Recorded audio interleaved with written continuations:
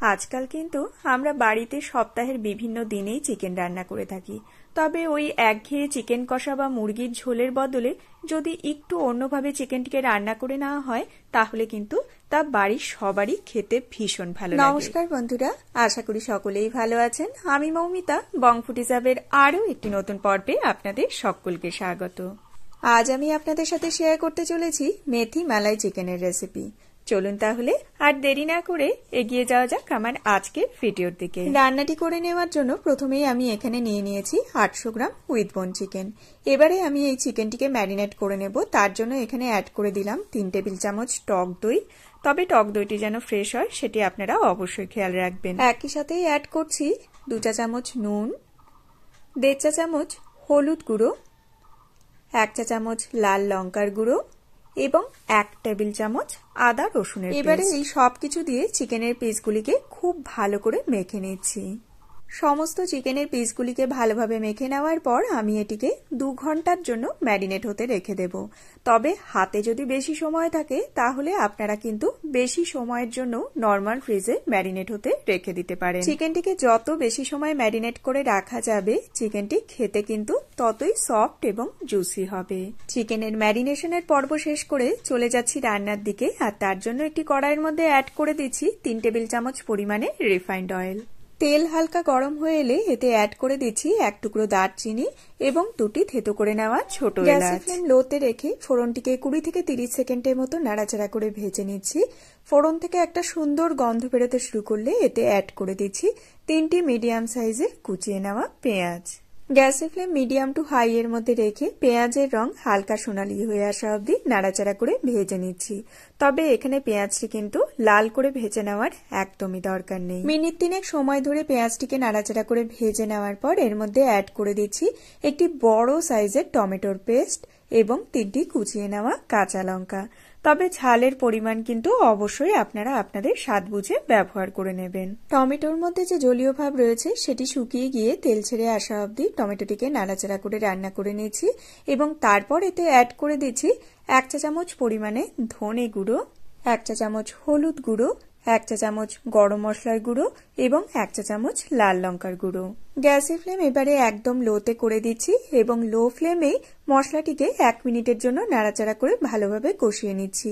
High ফ্লেমে কিন্তু মশলাটিকে একদমই কষাবেন না, এতে করে মশলাটি পুড়ে যাওয়ার সম্ভাবনা থাকতে পারে। 1 মিনিট সময় নিয়ে মশলাটিকে ভালোভাবে কষিয়ে নেওয়ার পর এর মধ্যে অ্যাড করে দিচ্ছি আমাদের আগে থেকে ম্যারিনেট করে রাখা চিকেনের পিসগুলিকে। আজ যে আমি চিকেনের প্রিপারেশনটি আপনাদের সাথে শেয়ার করেছি এটি কিন্তু মেইনলি রুটি, পরোটা, নান, কুলচা বা লুচির সাথে সার্ভ করা হয়ে থাকে।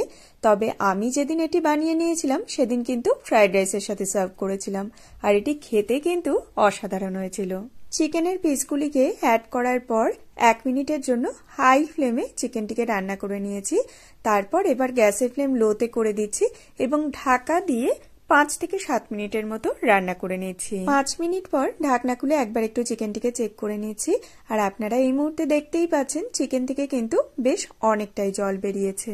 এই পর্যায়ে চিকেনটিকে একটু নাড়াচাড়া করে নিয়ে আবারও ঢাকা দিয়ে লো ফ্লেমে চিকেনটিকে 10 মিনিটের জন্য রান্না করে নিচ্ছি। আর এই জলেই কিন্তু চিকেনটিকে রান্না হতে দেব। এই পর্যায়ে কিন্তু আমি কোনো রকমের এক্সট্রা জল চিকেনের মধ্যে অ্যাড করছি না।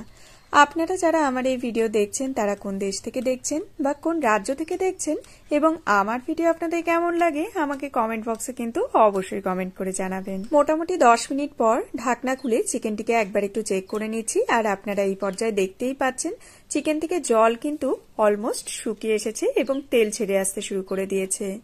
2 টেবিল চামচ জল সহযোগে 8 থেকে 10টি কাজু বাদামের মিক্সিতে পেস্ট তৈরি করে নিয়েছিলাম সেটিকেও এবারে এর মধ্যে অ্যাড করে দিচ্ছি। তবে যেহেতু চিকেন থেকে তেল ছেড়ে আসতে শুরু করে দিয়েছে এবং সেই সাথেই এর মধ্যে কাজু বাটা অ্যাড করে নিয়েছি তাই গ্যাসের ফ্লেম কিন্তু লোতে করে দিয়েছি আর সেই সাথে কন্টিনিউ চিকেনটিকে নাড়াচাড়া করে কষিয়ে নিচ্ছি। কাজু বাটা অ্যাড করার পর কিন্তু মশলা কড়াইয়ের তলায় খুব তাড়াতাড়ি লেগে ধরার সম্ভাবনা থাকে, তাই এই সময় কিন্তু কন্টিনিউ চিকেনটিকে নাড়াচাড়া করে কষিয়ে নিতে হবে।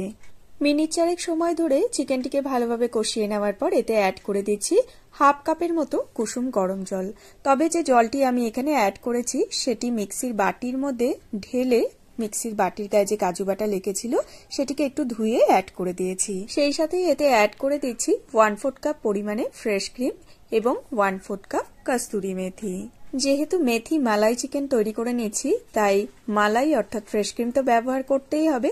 তবে আপনাদের হাতের কাছে যদি ফ্রেশ ক্রিম না থাকে, সেক্ষেত্রে আপনারা কিন্তু দুধের সর ফেটিয়ে নিয়েও এর মধ্যে অ্যাড করে নিতে পারেন। ব্যাস, এবারে সবকিছু একসাথে একটু নাড়াচাড়া করে মিক্স করে নিচ্ছি। আর এখানে যে আপনারা দেখতে পাচ্ছেন একটু মাখো মাখো ভাব, এরকমই কিন্তু মেথি মালাই চিকেন হয়ে থাকে। এর মধ্যে কিন্তু খুব একটা গ্রেভি থাকে না। আর চিকেন কিন্তু এই পর্যায়ে খুব সুন্দরভাবে সেদ্ধ হয়ে গিয়েছে, আর চিকেনের পিসগুলি কিন্তু খুব সুন্দর সফট এবং জুসি হয়েছে। 3 থেকে 4 মিনিট সময় নিয়ে লো ফ্লেমে চিকেনটিকে নাড়াচাড়া করে রান্না করে নেওয়ার পর এর মধ্যে অ্যাড করে দিচ্ছি স্বাদ মতো নুন এবং 1.5 চা চামচের মতো চিনি। তবে নুন অ্যাড করার সময় আপনারা অবশ্যই মাথায় রাখবেন, আমরা কিন্তু চিকেন ম্যারিনেশনের সময় যথেষ্ট পরিমাণে নুন ব্যবহার করে নিয়েছি। সবকিছু একবার একটু নাড়াচাড়া করে মিলিয়ে লো ফ্লেমে ঢাকা চাপা দিয়ে 2 মিনিটের জন্য রান্না করে নিচ্ছি। তাহলেই কিন্তু আমাদের মেথি মালাই চিকেন পরিবেশনের জন্য একদম রেডি। যে কোনো দিন ডিনারে আপনারা রুটি, পরোটা, নান, কুলচা বা ফ্রাইড রাইসের সাথে চিকেনের এই প্রিপারেশনটি ট্রাই করে দেখতে পারেন।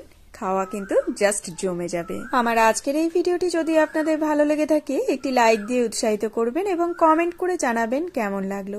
চ্যানেলে নতুন বন্ধু হলে সেই সাথে চ্যানেলটিকে সাবস্ক্রাইব করে পাশে থাকা বেল আইকনটি প্রেস করে আমার পাশে থাকার একান্ত অনুরোধ রইল।